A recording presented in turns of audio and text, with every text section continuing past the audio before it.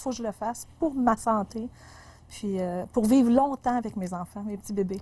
Hélène Sénécal-Blanchet va subir l'intervention chirurgicale qui pourrait finalement résoudre son problème d'obésité. Peut-être que j'aurais plus besoin de prendre de la médication pour le diabète. L'intervention va se dérouler dans cette clinique privée de Montréal. C'est une première au pays.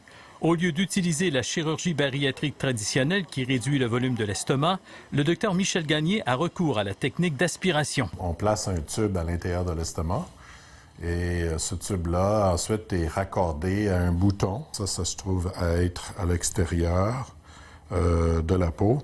Le malade doit utiliser ça pour aspirer le contenu de l'estomac et environ 30% est évacué de cette façon-là. Ce sont des Américains qui ont inventé cette technique qui est utilisée en Europe depuis 2012, aux États-Unis depuis 2016 et qui a reçu l'autorisation de Santé Canada au mois d'août dernier.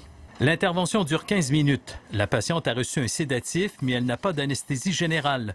Contrairement aux chirurgies qui modifient l'anatomie du système digestif, le processus est réversible. L'appareil peut être enlevé.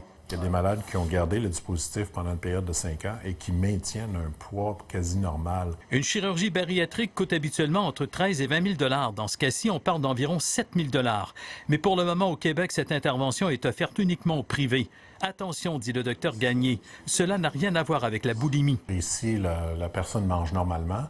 Et puis là, on diminue l'absorption des calories. Il y aurait 1,2 million de Canadiens obèses et 2 millions de diabétiques. De nombreux patients sont en attente d'une chirurgie pendant des années. Cette façon de faire pourrait peut-être un jour diminuer les listes d'attente dans les hôpitaux et réduire la facture des soins de santé reliés à l'obésité au Québec, estimée à près de 3 milliards de dollars par année.